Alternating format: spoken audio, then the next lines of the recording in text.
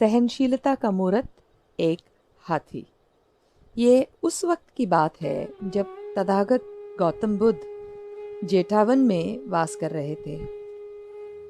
तब एक सज्जन गृहस्थ पास के सवाती में रहते थे और वो सज्जन पुरुष अपनी नरमदिली, औदार्य और सहनशीलता के लिए सब आस पड़ोस में जाने जाते थे। मगर इस सज्जन पुरुष के रिश्तेदार बहुत दुष्ट थे और उन्होंने इस सज्जन के यहाँ डाका डालने का षड्यंत्र रचा। एक दिन वो दुष्ट इस सज्जन के घर आकर उन्हें तरह तरह से डरा धमकाकर उनके संपत्ति का बड़ा हिस्सा लूट ले गए।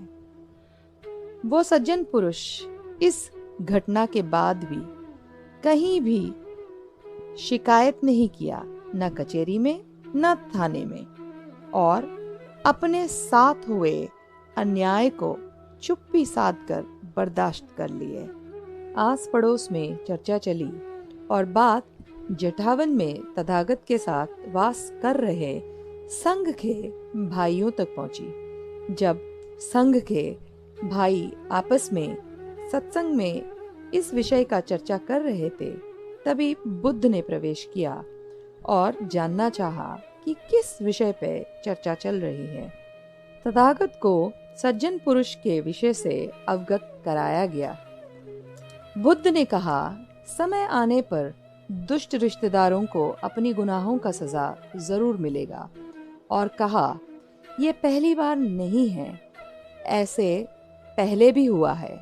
और फिर बुद्ध ने एक पुरानी कहानी सुनाई। एक वक्त की बात है जब ब्रह्मदाता वाराणसी के राजा थे। तब बोधिसत्व ने हिमालय में हाथी के रूप में जन्मे थे। वो हाथी बहुत विराट और शक्तिशाली काया का हुआ और हिमालय के जंगलों का, पहाड़ों का राजा सा बन गया।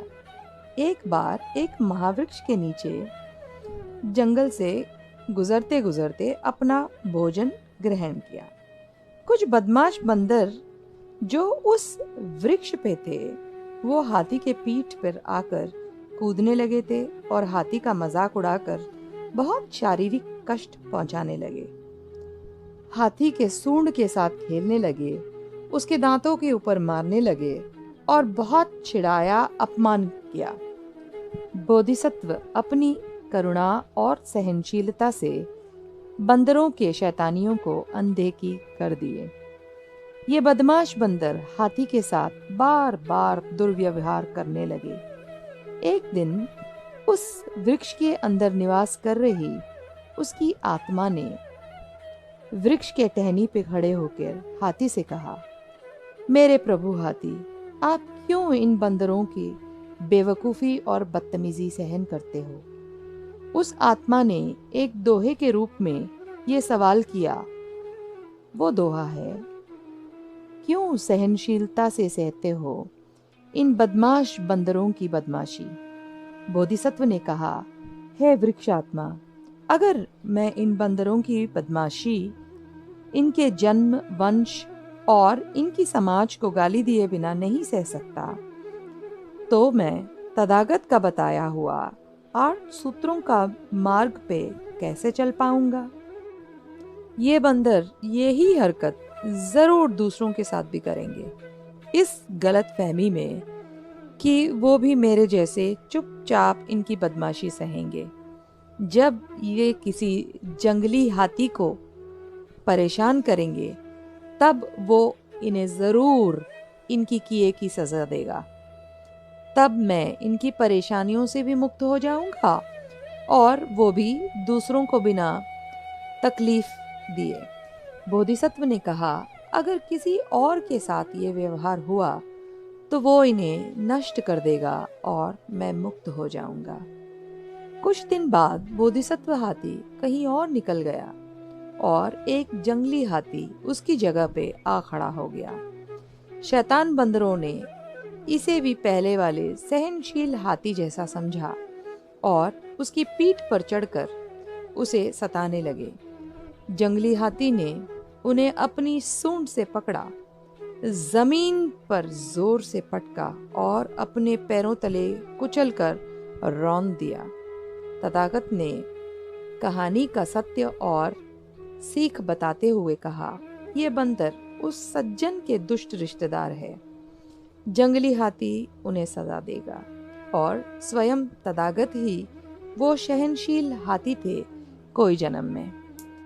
तब संघ के एक भाई एक प्रश्न का इजाजत मांगा और बोला, मैंने ये सिद्धांत को सुना है कि गलत का सामना गलत से होना चाहिए और बुरा करने वालों को सजा देके सही रास्ते पे लाना चाहिए। अगर हम ये नहीं करते हैं, पाप बढ़ जाएगा और अच्छाई खत्म हो जाएगा दुनिया से।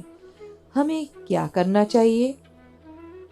तब बुद्ध ने जवाब दिया, नहीं, तुमने संसार को छोड़ इस नेक और पवित्र रास्ता को अपनाया, अहंकार और स्वार्थ को ठुकरा के।